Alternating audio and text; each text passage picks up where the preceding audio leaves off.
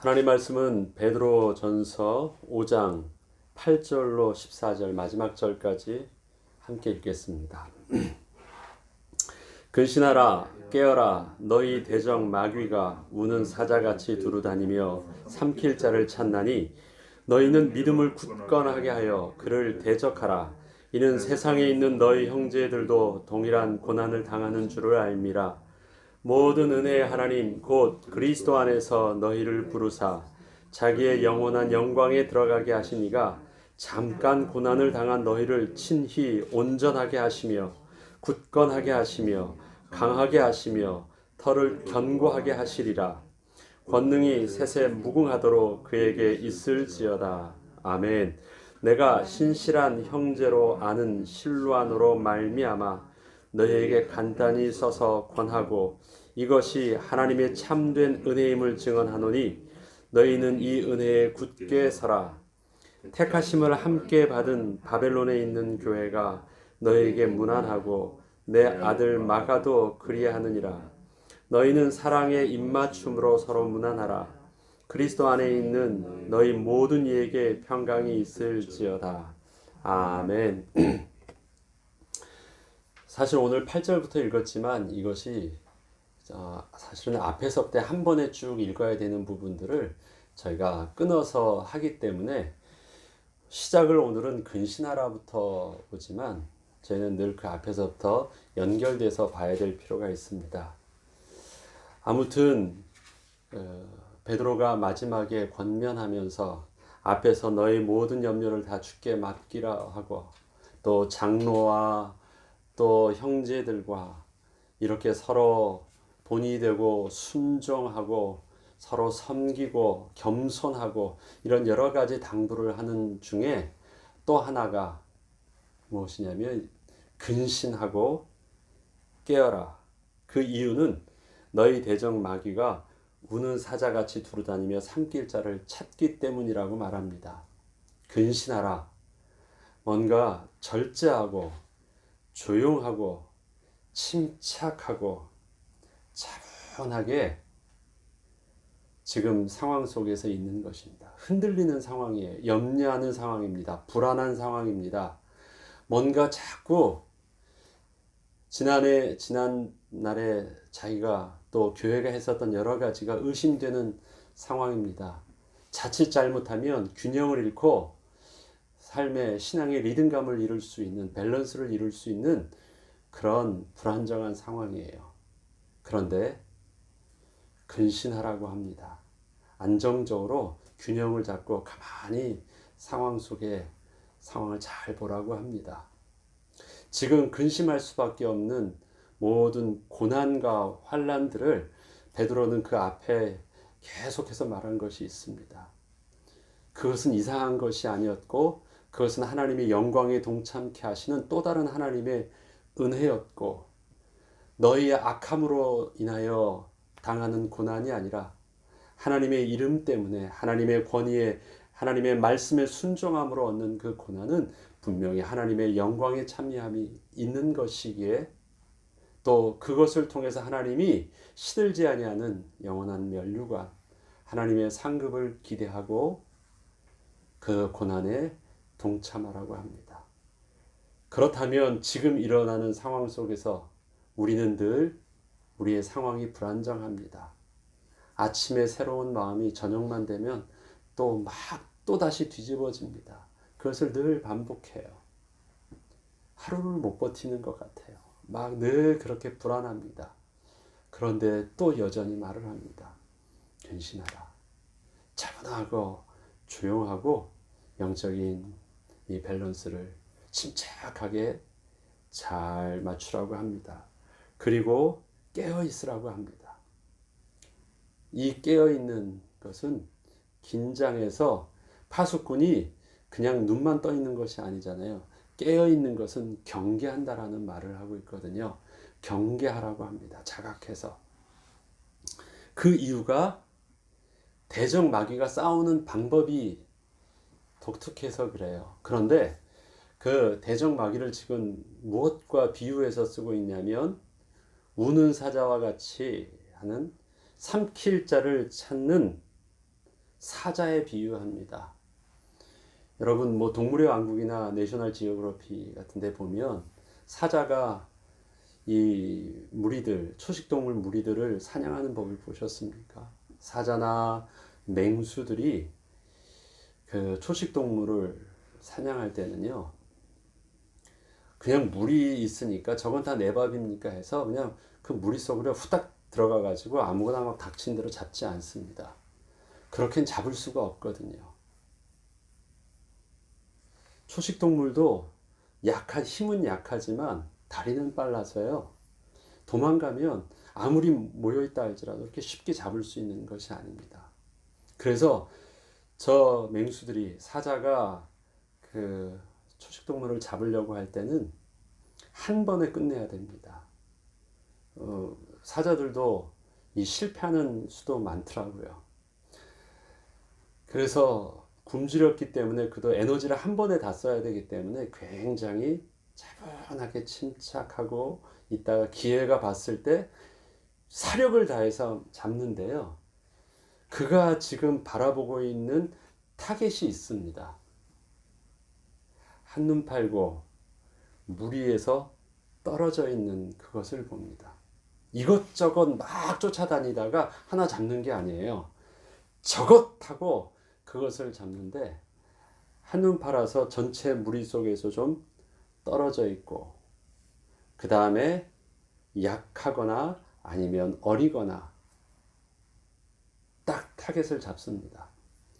그러면 수백 마리가 있는 그 중에서 그냥 한 마리 잡히는 거예요. 그럼 나머지는 다 살잖아요. 사실 그 한 마리 약한 사람 한 마리만 잡히는 것이기 때문에요. 이 사자의 방법이 지금 뭐냐면 전체를 지금 깨는 것이 아니라 우는 사자같이 삼킬자 그 한 사람을 찾고 있어요. 그런데 그러면 이것을 우리가 오해하지 않아야 될 것은 너희 중에 그렇게 근신하고 깨어있지 않으면 너희 중 누구라도 당할 수 있으니까 서로 조심해라. 그럼 서로 다 개개인이 잘하면 되는 건가요? 그리고 그 한 사람만 당하면 끝나는 일입니까? 사단의 방법은 삼킬자를 해서 기회를 대해서 하나를 딱 잡는 것처럼 보이지만 그 하나가 하나로 끝나지 않습니다. 교회는 그 하나를 통해서 무너져요. 지금 계속해서 5장 1절부터 나와 있는 부분들은 다 복수형입니다. 너희들에게 하는 일입니다. 각 개개인에게 나만 잘하면 되는 신앙생활이 아니에요. 나만 열심으로 잘하고 나만 긴장하고 내가 믿음 잃지 않으면 되는 부분들이 아닙니다. 그 앞에서 사랑하라고 하고 사랑은 허다한 죄를 덮는다고 할 때 사랑이 허다한 죄 누구 죄를 덮는 거예요? 사랑하면서 나를 감추고 있는 거예요? 나의 선행을 통해서 내 속에 있는 부끄러움을 감추고 있는 것입니까? 그것이 아니에요. 나의 사랑을 통해서 상대방의 죄를 덮어줘요. 나의 사랑을 통해서 상대방이 삼킬 자를 찾는 사단에게 먹히지 아니하도록 죄의 종로로 타지 못하도록 섬기는 자가 사랑하는 자가 누구냐? 연약한 자가 아니에요. 사랑해 주는 자가 바로 그 연약한 자를 그렇게 보호해 주는 거래요.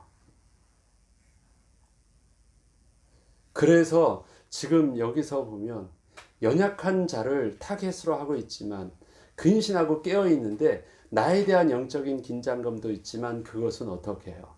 연약한 자를 또 공격하려고 하는 사단의 그 방법의 공격에 깨어서 경계하는 것입니다. 그래서 전체적인 부분들을 보면 오늘 마지막에서도 보면 서로 사랑으로 무난하고 입맞추고 또 서로 4장에서 보면 4장 8절에 무엇보다도 뜨겁게 서로 사랑할지니 사랑은 허다한 죄를 덮은다고 하고 이와 같이 형제 사랑에 힘쓰고 굵직하게 계속해서 반복하고 있는 부분들은 너희를 통해서 계속해서 서로 사랑과 선행을 격려하라고 합니다. 사단이 지금 연약한 자를 공격하니까, 삼킬 자를 찾으려고 하니까. 개인만 잘하라는 말이 아니에요. 개인의 경계함 속에서 나만 보는 것이 아니라, 또 나뿐만 아니라 혹시 이탈될 수 있는, 한눈 팔아서 이탈될 수 있는 연약한 자를, 그 다음에 거기에는 이제 병든 자도 있지만, 연약하다는 것은 어린아이, 어린 새끼와 같은, 어린아이는 늘 경험이 없기 때문에 늘 한눈 팔 수 있거든요. 그래서 어떻게 해야 돼요? 자꾸 무리 안쪽으로 이렇게 몰아놔야 돼요. 그것처럼 서로 그렇게 도우래요. 그래서 우는 사자와 같이 삼킬 자를 찾는 그 대적마귀의 그 공격에 대비하라고 합니다. 그런데 그렇게 대적하면서 9절에 보면 너희는 믿음을 굳건하게 하여 그를 대적하는데, 이젠 실질적으로 대적하는데, 이는 세상에 있는 너희 형제들도 동일한 고난을 당하는 줄을 알미라. 지금 다 보면 나 혼자만 겪는 것 같아요. 저에게는 이런 경험이 있습니다. 학력고사를 보기 전에요. 누구나 한국 사람이라면 또 대입 시험 때문에, 수능 때문에, 지금은 수능 때문에 다 스트레스를 받죠. 굉장히 힘들어합니다. 또 두려움도 있고요. 되게 힘들어하는데 저희 둘째 형님이 그런 얘기를 하더라고요. 걱정하지 말라고. 너와 같은 사람이 전국에 7, 80몇 명 돼. 너 혼자 일이 아니야. 그렇게 말하는데 제가 갑자기요 생각을 해봤어요. 그래, 이거 그들도 다 그렇게 해서 지나갔구나. 우리 앞에 있는 사람들도 7, 80만 명이 한두 명도 아니고 그들이 끙끙거리는 것처럼 보여도 그 아무 말 없이 시험 공부해서 그렇게 해서 다 지나간 거구나. 그러고 나니까 이게 그렇게 심각하거나 나만이 있는 어떤 특별한 것으로 받아들이지 않고요. 능히 이렇게 넘어갈 수 있는 평범한 일처럼 이렇게 지나면서 생각을 좀 바꾸게 됐던 계기가 되었습니다. 오늘 보니까 그 말씀이 똑같은 생각이 나는 게요. 우리에게 이 고난받음이 왜 나에게만 있는 그 고난이나, 지금 우리만 보고 있으니까, 우리 공동체만 보고 있으니까 그것이 우리가 뭘 잘못해서, 아니면 우리 안에 어떤 이유들이 이렇게 고난을 받게 했냐, 뭐 어떤 특별한 문제를 찾으려고 하지 말고, 그 부분들은 그리스도인이라면, 예수를 주로 고백한 그리스도인이라면 어디에 누구든지 너희 어떤 잘못이나 특별함 때문에 겪게 되는 그 일들이 아니라, 그리스도인이라는 하나님의 거룩한 백성의 그 이름 때문에 그렇게 하나님의 십자가의 고난을 그 영광으로 허락하신 것임을 알라고 합니다. 그래서 다른 데 있는 너희들도 그들도 그렇게 고난받음이 있다라는 것입니다. 그러니까 이거 잘못됐다고 불안해하지 말고, 큰일 난 것 같지 않고 내가 뭔 잘못이 있는지, 아니면 나에게 어떤 뭔가를 찾으려고 하지 말고 그것을 잠잠하게 받아들이고, 그 다음에 어떻게 해요? 나는 그 고난 속에서 파묻혀 있지 말고 나는 지금 뭘 봐야 돼요? 나의 문제를 보려고 하지 말고 이것을 통해서 대적해서 나를 삼키려고 하는 대적마귀를 바라보고, 내가 이제 그들과 영적 싸움의 자세를 갖추라는 것입니다. 시선을 바꾸는 거예요. 나에 대해서. 그 다음에 실질적으로 우리 대적 마귀로, 우리 적군으로 우리 시선을 바꿔서 영적 싸움을 시작하는 것입니다. 모든 은혜의 하나님 곧 그리스도 안에서 너희를 부르사 자기의 영원한 영광에 들어가게 하시니가 잠깐 고난을 당한 너희를 친히 온전하게 하시며 굳건하게 하시며 강하게 하시며 털을 견고하게 하시리라. 그렇죠. 주님께서 우리에게 본이 되어 주셨습니다. 그리고 영원한 영광에 들어가신 그가 우리도 영원한 영광에 들어가게 하실 것입니다. 그 일을 위해서 주님이 당하셨던 그 고난의 본을 우리에게서도 당하게 하시는데 여기 표현이 있잖아요. 잠깐이라는 표현을 씁니다. 아니 나는 지금 인생 전체를 거쳐서 하고 있는 끝도 없는 터널처럼 보이는데 분명히 말씀은 잠깐이라고 표현을 합니다. 우리가 장차 우리에게 주실 그 십자가의 영광으로 본다면 지나고 나면 이건 굉장히 잠깐입니다. 군대에서 있을 때 그 화장실이나 아니면 이때마다 이렇게 낙서들이 있어요. 근데 몇 가지 그 구절들이 있죠. 잘 아는 구절 있죠. 세워라 구보로, 그 다음에 뭐 청춘아 동적구만 뭐 이런 거 있어요. 당모가지 비틀어도 뭐 국방부 시계는 간다 뭐 이러면서 그만큼 시간이 그 고생하는 시간이 굉장히 길게 느껴지는 거예요.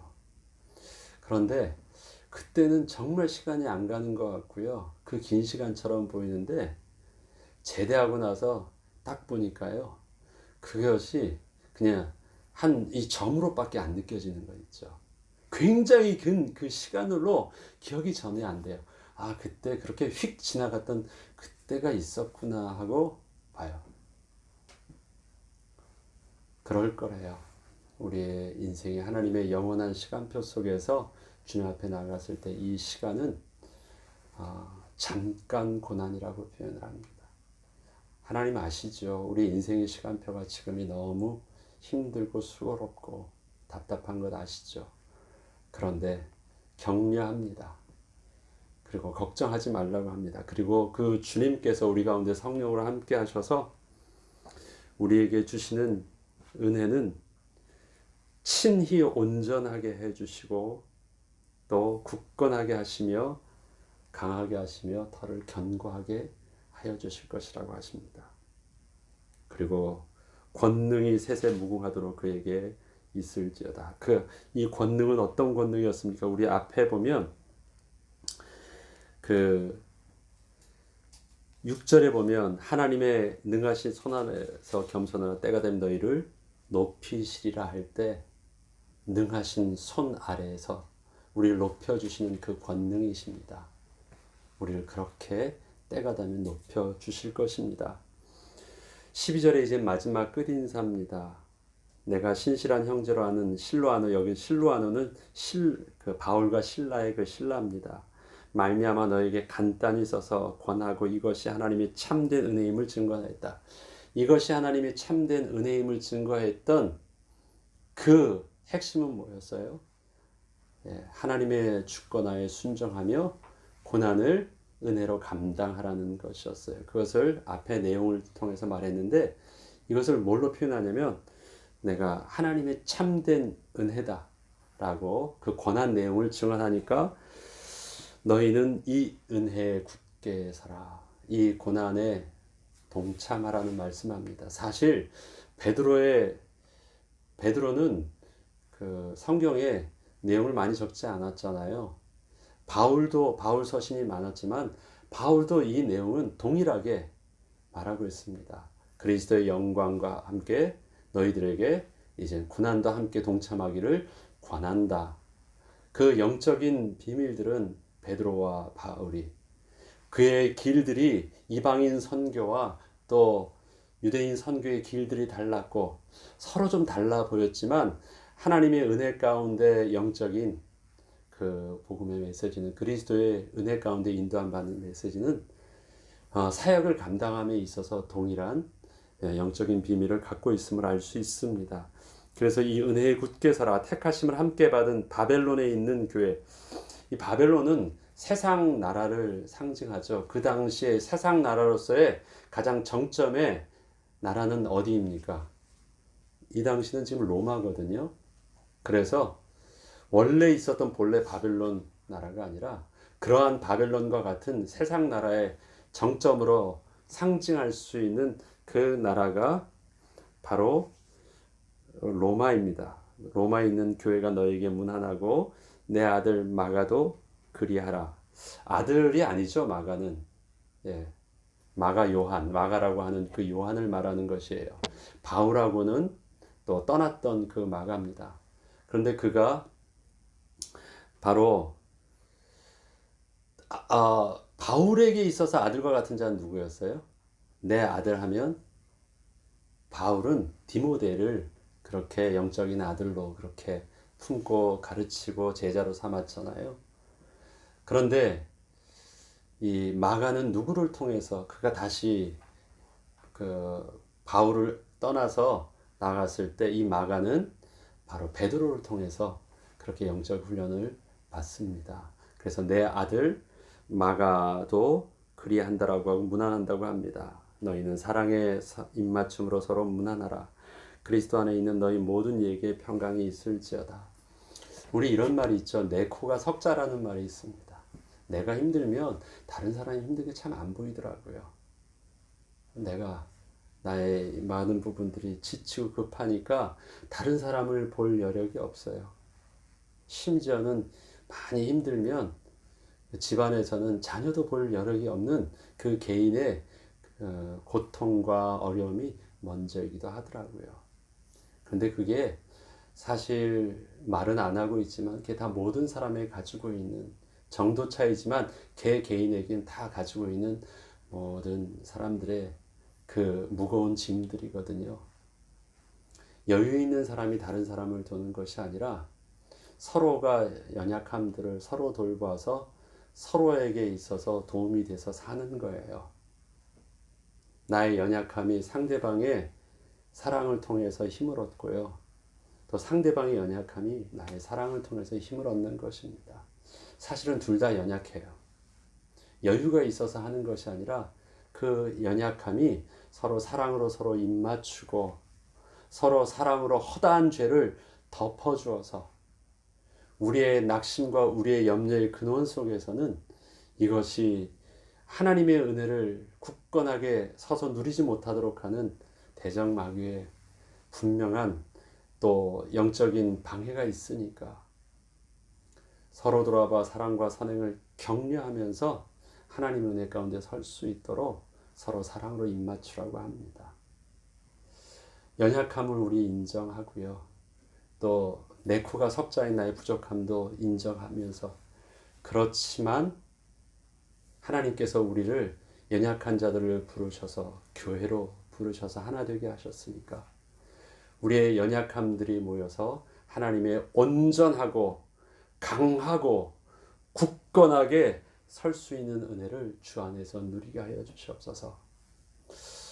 올해 우리가 교회입니다라는 것을 고백할 때 교회라는 것은 복수형 아닙니까? 우리가 함께 그 교회의 다양함들은 나의 강점도 있고 나의 약점도 있는데 하나님이 주신 은혜로 주신 우리의 특별함들을 서로 세우는데 허다한 죄를 덮어주는데 사용할 수 있는 은혜 우리가 올 한 해를 마무리하면서 또 우리 성도들을 향하여 함께 기도하고 또 우리 교회를 바라보면서 또 함께 우리 교회가 우리의 서로의 기도를 통해서 또 섬김을 통해서 회복하고 새로운 2021년도를 준비하는 은혜가 있었으면 좋겠습니다. 베드로를 통해서 또 했던 그 편지의 내용이 우리 교회에 들려주는 또 보내는 그 편지의 응답으로 우리가 함께 누리길 주의 이름으로 축원합니다. 주기도문으로 마치겠습니다.